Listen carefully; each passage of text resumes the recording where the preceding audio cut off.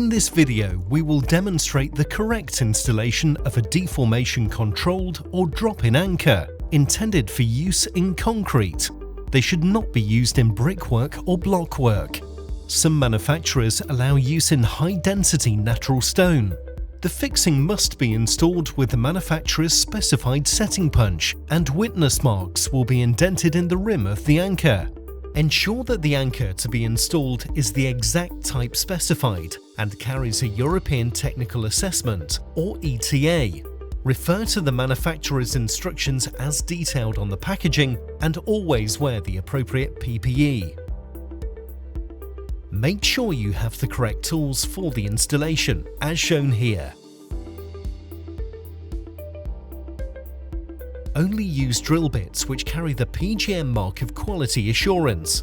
This will ensure that the drill bit diameter is manufactured to specified controlled dimension. Start by drilling the hole to the correct diameter and depth.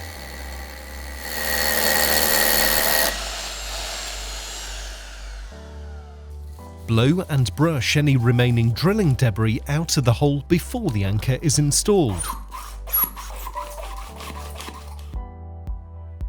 Tap the anchor into the hole, taking care not to damage the mouth or internal threads. Using the correct setting tool and club hammer, drive the expansion cone fully home till the shoulder of the setting tool contacts the anchor lip.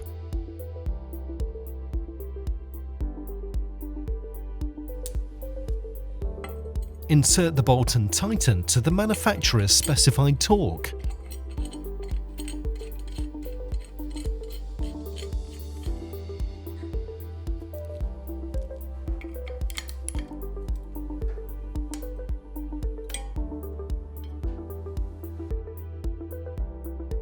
Ensure that the correct anchor is being installed as specified. Drill to the correct diameter and depth. Ensure that the fixture bolt is of appropriate length. Blow and brush any remaining drilling debris out of the hole. Only install using the correct manufacturer's setting tool, which are diameter specific. Tighten to the manufacturer's specified torque. This video is a guide only, so be sure to follow the manufacturer's instructions during installation.